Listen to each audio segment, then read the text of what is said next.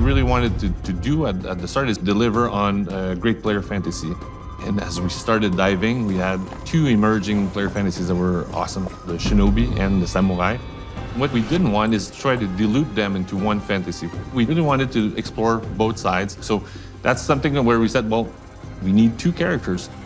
The setting that we had, the Azuchi Momoyama period in feudal Japan, was such a nuanced time. So it was really interesting to be able to work with dual protagonists and develop these two characters as individuals, because we really had the opportunity to explore this era by playing off these two different perspectives. As we worked our way through it and came up with a dual protagonist, it became very clear that Naoe is the stealth character and Yasuke is the fight character. Speed and agility on one side, and brawn and strength on the other. They differ in every possible way we could make them differ.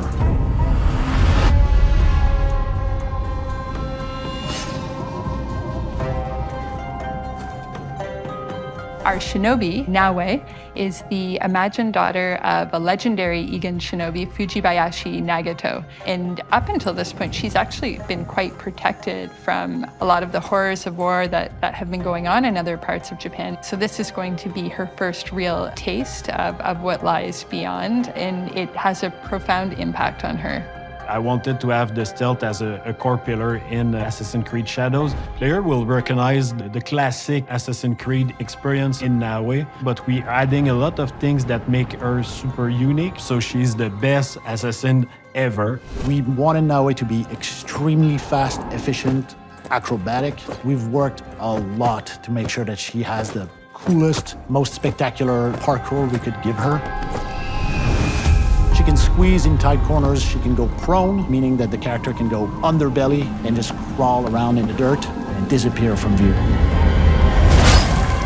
We really wanted to leverage all the light elements that come with our new tech and use it in a core way for our shinobi fantasy specifically. So what that means, at night, you have to read the environment and hide in the pockets of shadows that are cast naturally in the world. And that affects how NPCs can see you and if they can sense you at all. What we want the player to experience is the feeling of being the predator.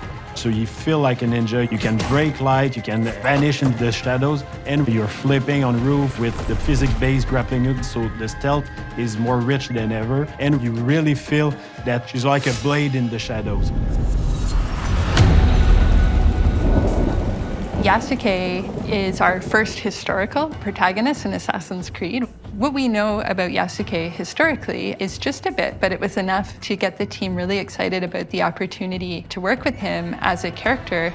He can fight his way out of anything, but he's also super smart and can think his way through things equally as well, and is going to be somebody who always has a commanding presence. So especially in combat, when we think about Yasuke, it's really about dictating how the fight will go.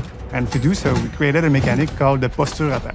So he can chamber an attack, and then he can launch that attack to do massive amount of damage and take out anyone.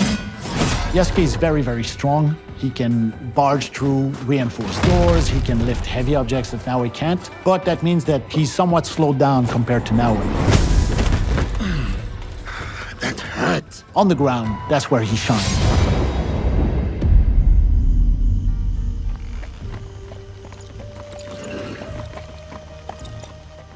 We have two characters who have such different gameplay styles. So for every situation, every gameplay moment you're going to encounter, you really need to think through everything from these two perspectives. Blood must be paid in blood, Yasuke. We always want to respect player choice, so you can do quests with any character. So if you are Yasuke, you play with his strength, but also with his weakness. Same for Naoe. Each character has their own skill trees, but also they can master the different weapons. So it's not just about stats, it's about the player competency to really understand how the different mechanic works. They have different speeds, they have different HP, they have different gear sets, so they're very unique and they're a great balance of two player fantasies. The most exciting part of having our dual protagonist is the distinction and the fact that they don't really overlap. Narratively, they have common goals and they are aligned on what they want to do, but the way they go about it is drastically different. Sometimes playing Naoe, even if you're very good, you'll hit a wall and some enemy is gonna kick your ass and you go, you know what, let me switch. And the same is true for Yasuke. Sometimes you'll get a setup, a couple enemies are high on rooftop that you cannot quite reach and having to go, you know what, let me switch back to Naoe. And having this push-pull that players get to experience of which characters is good in what situation, it gives us lots of levers to play with and try to break the mold, I think is the most fantastic thing we've achieved with our dual protagonist from a gameplay perspective.